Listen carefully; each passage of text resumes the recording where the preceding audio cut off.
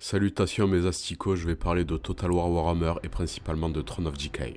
Il y a 3 factions mises en avant, l'Empire, Nurgle et les Nains. Je parlerai donc d'eux de manière subjective, dans mon ordre de préférence, qui est visible de gauche à droite sur cette magnifique image.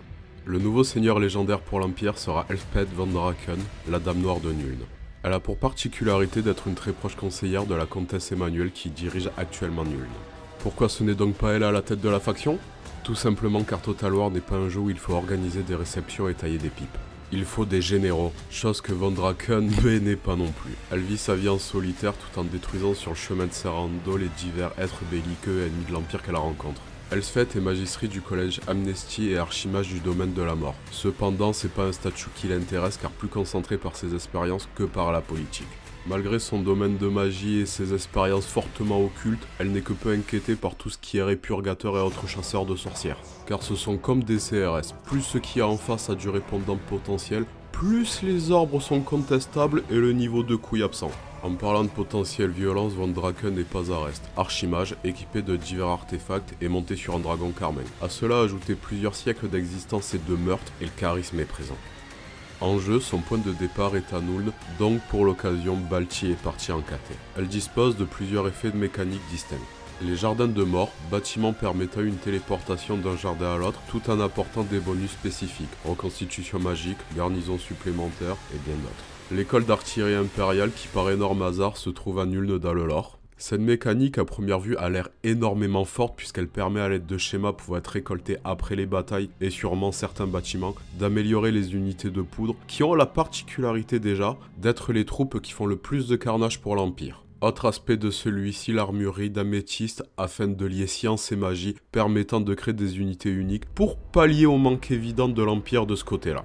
Côté nouvelle unité pour l'Empire, c'est pas le rêve de mon côté, il n'y a pas de tautogène, donc je suis déception et je vais faire bref. Theodor Bruckner, héros légendaire anti-infanterie pouvant être monté sur Griffon, charisme 7 sur 10. Le maître ingénieur, seigneur disposant d'un lance-grenade ainsi que de bombardement, bombe pour les blobs, buff les unités à poudre et pouvant être monté sur un tank à vapeur. Utilité 9 sur 10. L'ingénieur, tout comme son maître, un héros et un moins bien, sans possibilité de chevaucher un tank et doté d'un fusil longue portée. Utilité 7 sur 10. La compagnie de fer, bien que moins nombreuse, potentiel remplaçant logique des unités d'infanterie et d'arquebusiers si ces dernières ne sont pas améliorées. Utilité 9 sur 10. Équilibrage 3 sur 10. Les Oaklanders, unité de snipe avec possiblement le tir embusqué. Cependant, je fais appel à vous dans les commentaires car dans une faction disposant d'autant de tirs avec des chasseurs anti-large, l'utilité d'une telle unité me frappe pas. Doute sur 16. Les Chevaliers de la Rose Noire, cavalerie de contact dotée d'une bonne défense et armure, d'un bouclier, ainsi que d'un bonus anti-infanterie. Tout cela avec un bon flow. 9 sur 10. Le tank à vapeur canon à répétition, moins de portée qu'un tank à vapeur classique mais plus agressif. Mortalité 8 sur 10. Navire terrestre de Marienburg, un navire de guerre en bois sur des roues et beaucoup de tirs. Orc sur 10. Nurgle, le nouveau ou plutôt les nouveaux seigneurs légendaires pour Nurgle seront Epidemius et surtout Tamurkhan, qui sera dans le DLC payant car beaucoup plus charismatique que l'autre. Notre premier Epidemius est un porte-peste monté sur palanquin à double suspension de Nurglings. Son but existentiel est de recenser toutes les maladies et symptômes existants, cela implique énormément de voyager et de propager le plus de saloperies pour les analyser. Sa mécanique de campagne consistera à répandre le plus de peste pour gagner des bonus de factions divers. Plus il y a de peste, mieux il se porte. Il dispose également de bonus offensifs contre les armées souffrant de peste et de facilité à recruter les porte-pestes, et il pourra même invoquer des porte-pestes sur le champ de bataille. Bon, vous l'avez compris, les pestes, c'est son truc. Tamurkhan, quant à lui, d'après les légendes, est un descendant du Grand Kurgan, le Gengis Khan de Warhammer. Après moult conquêtes au nom de sa tribu, du chaos, de Nurgle, il fut récompensé en état muté, à une larve de la taille d'un enfant. On va pas juger, c'est une autre culture. L'avantage de cette larve, c'est qu'elle lui permet d'agripper un être plus ou moins humanoïde, de rentrer dedans, de le dévorer partiellement et de le contrôler. Ses hôtes les plus connus furent Sargat le Vaniteux et le Tiraogre Karaka Brise-Montagne.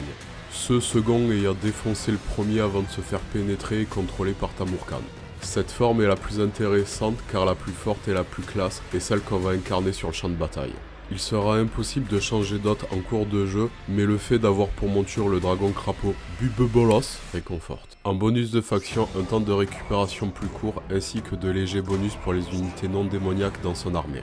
C'est de la merde, mais il dispose également d'une mécanique lui permettant d'acquérir des héros légendaires, chacun disposant de nombreuses améliorations d'armée, et offrira la possibilité de recruter des unités d'autres factions. Pour cela, rien de plus simple, gagner des points de domination en affrontant les factions hostiles à ses héros. C'est le principe du chaos, éclater les hostiles, soumettre les autres. Côté nouvelle unité pour Nurgle, c'est dans une bonne continuité sans pour autant déformer le gameplay de celui-ci. Le seigneur du chaos de Nurgle. Seigneur en armure avec bouclier, un tank sur pattes, très probablement utile, cependant cara design peu inspiré. Manque de pustules, de bubons et de salles. 5 sur 7. Sorcier du chaos de Nurgle, bonne armure, non démoniaque, donc ne meurt pas d'une crise existentielle en plein milieu du champ de bataille et a l'air de pouvoir booster la régénération d'armée. 6 sur 7. Les Pestigors, infanterie classique peu armurée, faible défense, attaque et vitesse convenable, déploiement d'avant-garde, perce armure. Unité de seconde ligne et contournement utile en début de partie contre des armées disposant de bonne armure. Légitimité 6 sur 7.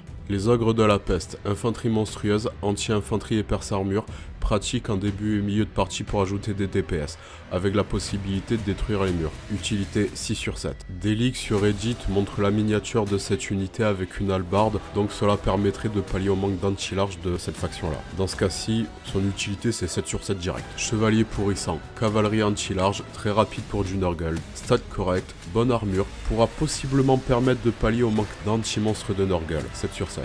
Troll billère, meilleure défense que les ogres, faible armure et commandement, mais régénération et disposant d'une capacité réduite à l'armure et la défense de ses adversaires, tout en infligeant des dégâts. Complémentarité 6 sur 7. Dragon crapaud, plus de violence et moins de micro-gestion qu'un grand immonde. À mettre dans un blob, sans trop d'anti-large ou seigneur, le regarder s'amuser, apprécier le moment. 7 sur 7.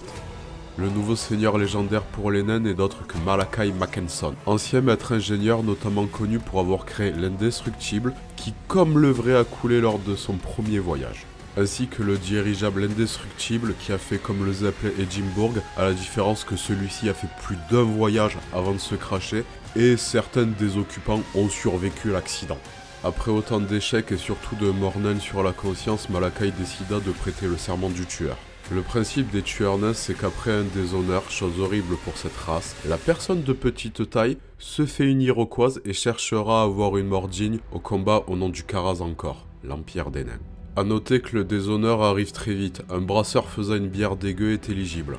Malakai est un personnage que l'on peut apercevoir dans les livres Gotrek et Félix, dont je parlerai un jour. C'est un ingénieur fou autant redoutable sur le front que pour créer de véritables machines à meurtre.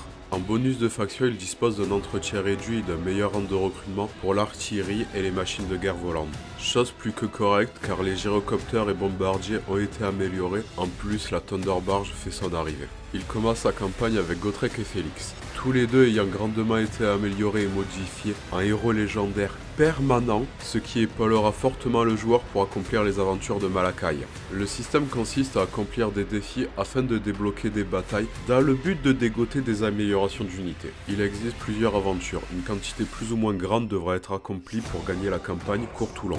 Je vous cache pas que si lors d'une bataille un certain temps call est présent, je serai joie, ainsi que beaucoup de fans. Effet de seigneur de Malakai, plus de puissance de feu pour l'artillerie ainsi que les unités volantes. Compétences, munitions dérangées pour l'armée. Puis le meilleur pour la fin, Malakai est une semi-horde. Dans le lore, c'est le capitaine et ingénieur du meilleur dirigeable au monde, l'esprit de Grungy. Il sera possible de l'améliorer pour recruter certaines unités, obtenir des bonus, notamment l'invocation d'une Thunderbarge éphémère au début et permanente par la suite. Pour ce qui est des nouvelles unités, du côté des nains, on est gâté. Le tueur de démons, nouveau seigneur, perce armure, anti-large, attaque magique, indémoralisable, bonne stat, mais à poil. Très certainement la capacité de buff les unités de tueur. 15 sur 20. Le tueur de dragon, héros anti-large, bonne stat mais toujours à Walp, résistance au feu, probable buff pour les tueurs, utile pour former un blob devant des dracs de fer. 16 sur 20. Arquebusier récolteur de rancune, entre parenthèses tremblants, si équivalent à ceux de leurs cousins germains démoniaques, très utile contre l'infanterie, même celle disposant de boucliers, 16 sur 20. Les pirates tueurs, unité hybride, mi-tueur, mi-tireur et remi-tueur derrière, indémoralisable, stat correct, parfait pour commencer à créer une armée de full tueurs, 14 sur 20.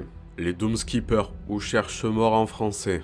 Unité de tueur anti-infanterie indémoralisable avec de très bonnes stats, attaque perce armurée magique. En armure avec leur gros pec ainsi que des runes accordant de la résistance ultime. Peu de modèles dans l'unité mais pas mal de PV par modèle.